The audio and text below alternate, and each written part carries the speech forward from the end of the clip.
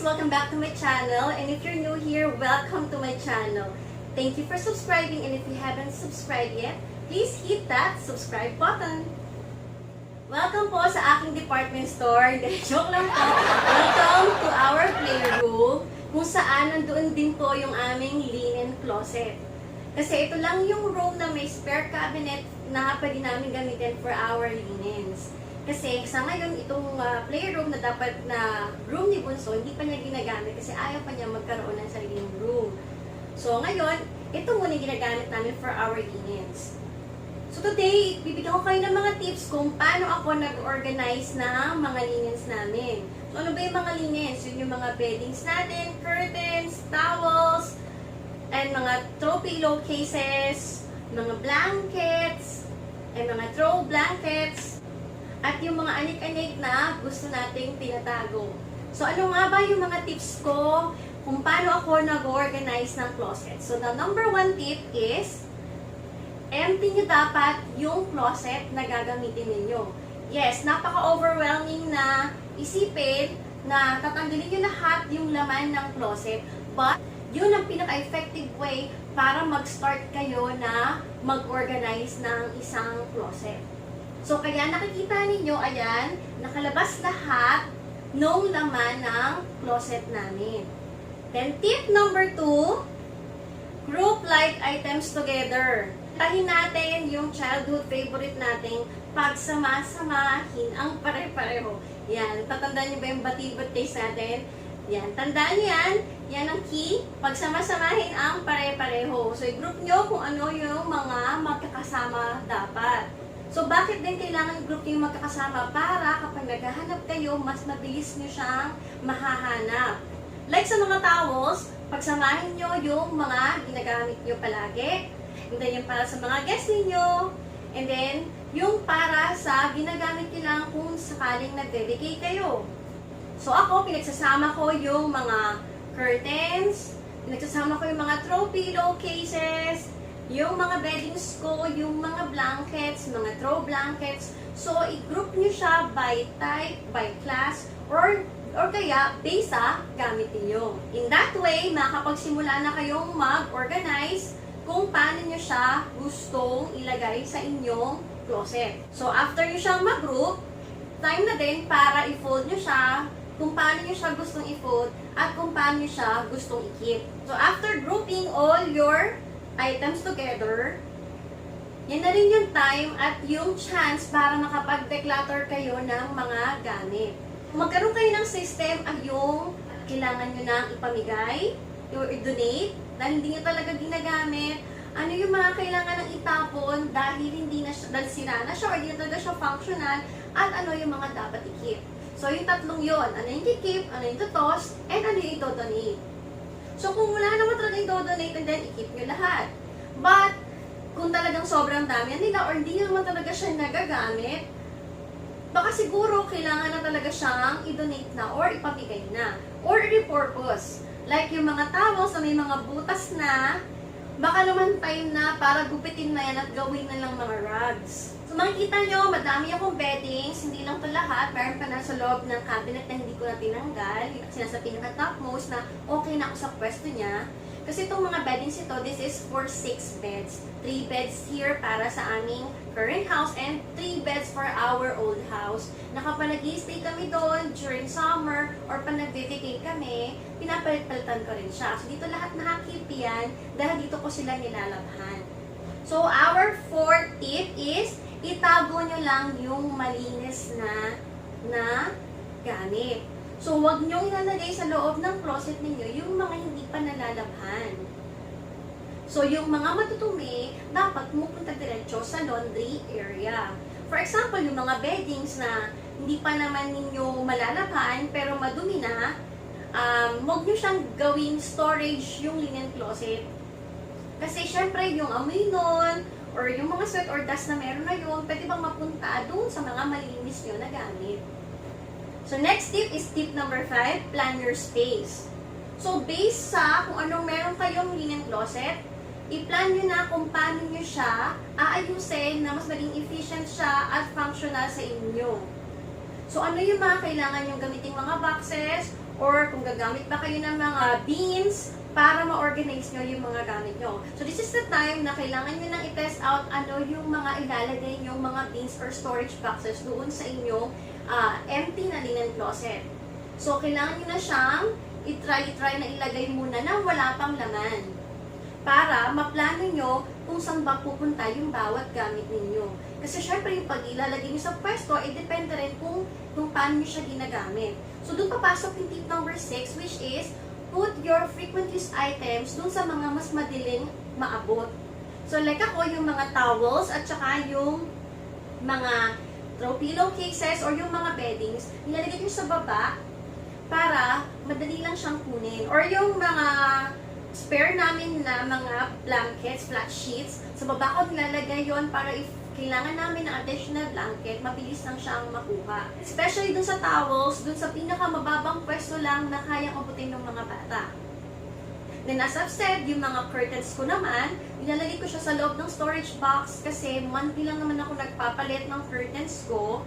So gusto ko naka-storage box siya para hindi siya nagkakaroon ng dust. Para hindi siya mag-accumulate ng dust kaya nasa loob siya ng cabinet ko. So mas protected siya sa mga alikabok. And then, yung linen closet ko kasi, pag nakikita nyo later, konti lang yung shelvings niya. So, sa ngayon, kaya siya naka-storage box din, para mapagpatong-patong ko siya, yung mga storage boxes ko, and then, mas marami akong ma-store na tents, and then mas organized siyang tignan. Then, tip number 7 is group your sheets in sets. So, halimbawa, yung mga bedsheet ninyo, pag finold nyo siya, isama nyo na yung mga pillowcases o yung mga blankets na mga matching doon. Isang pinakamadaling way is pagka-fold nyo, pinapasok siya sa loob ng pillowcase ninyo and then saka nyo siya ilalagay sa inyong closet. So, in that way, hindi na kayo mahihirapan or hindi na mangyayari yung may mga nawawalang pillowcases or blankets kasi hindi siya magkasama. Ako naman ang ginagawa ko is binabit siya sa bags kung paano ko siya nabili. Group your irregular items sa mga baskets. Yung mga hirap kayong i-fold, yung mga hindi nyo kayang gawing maganda, ilagay nyo siya sa baskets.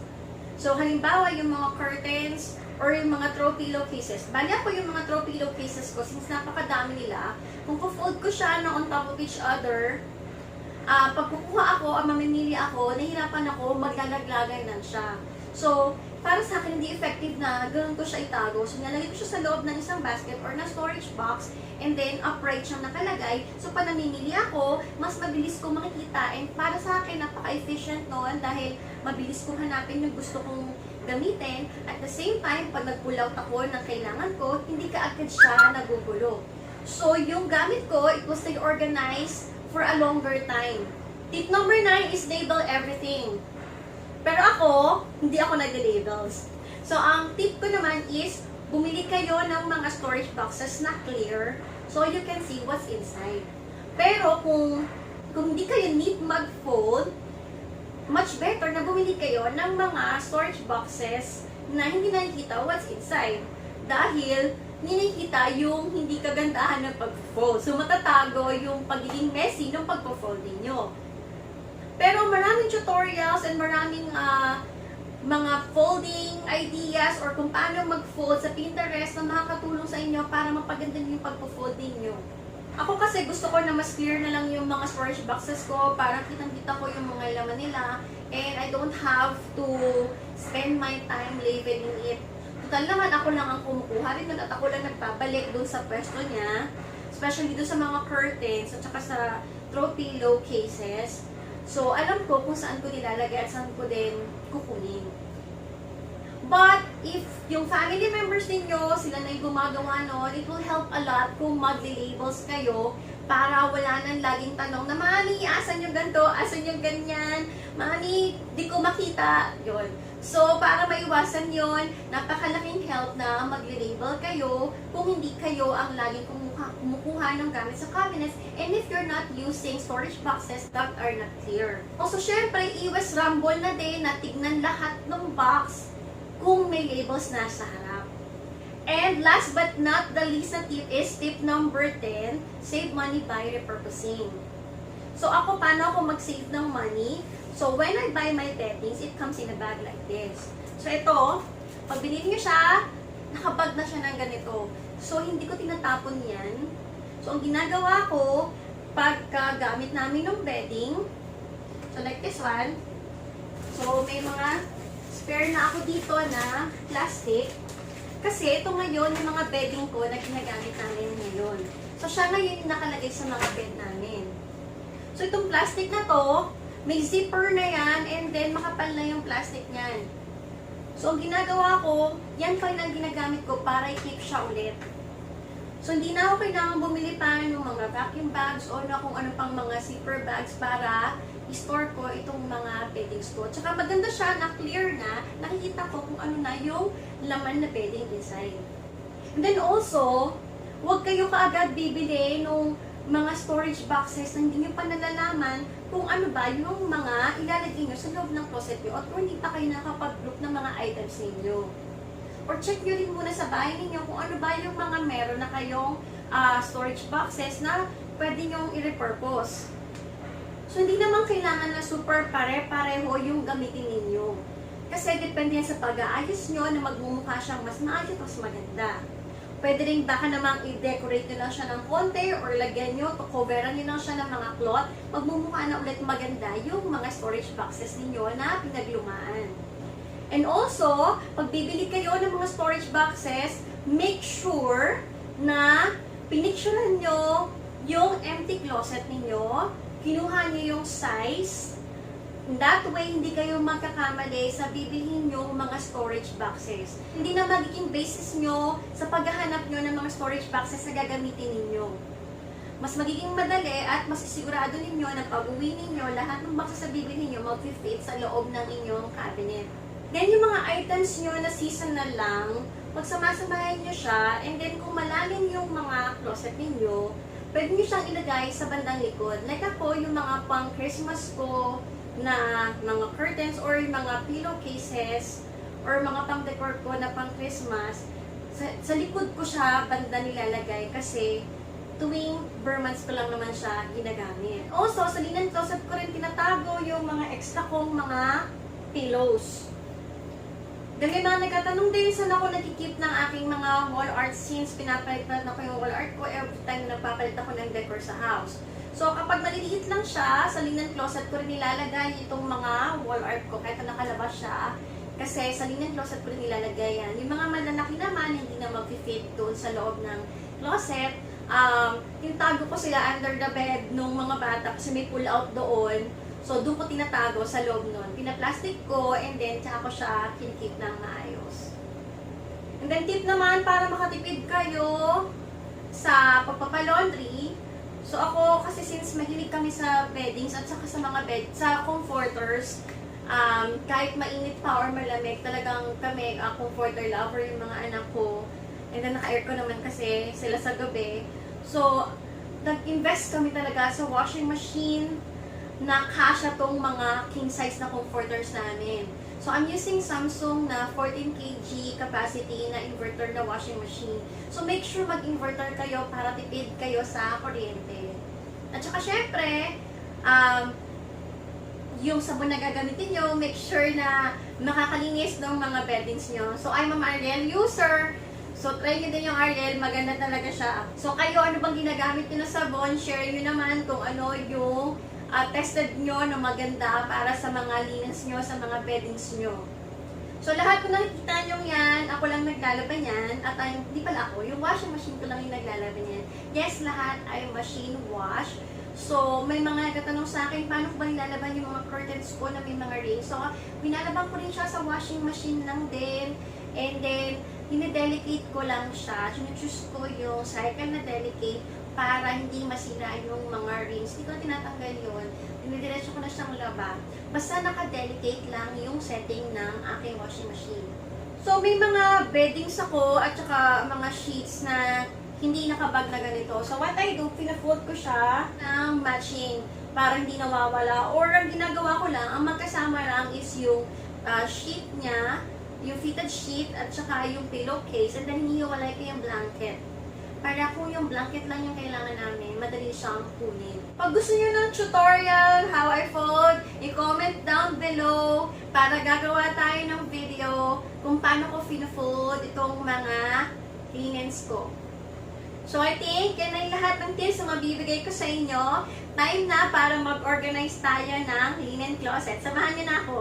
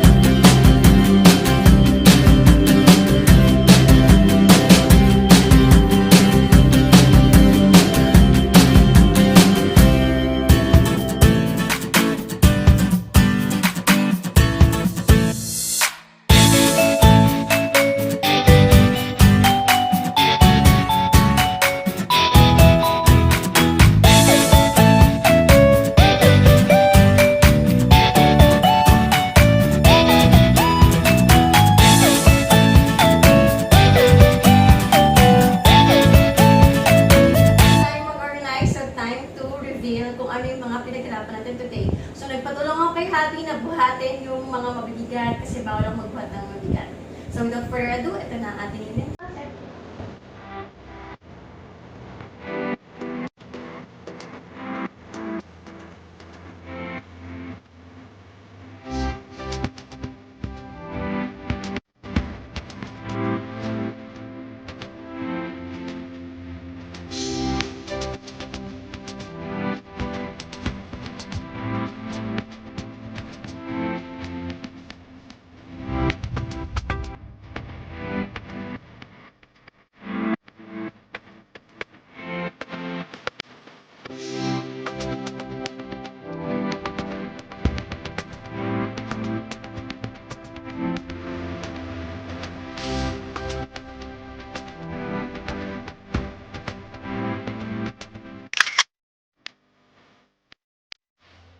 Ito na yung ating organized na linen closet.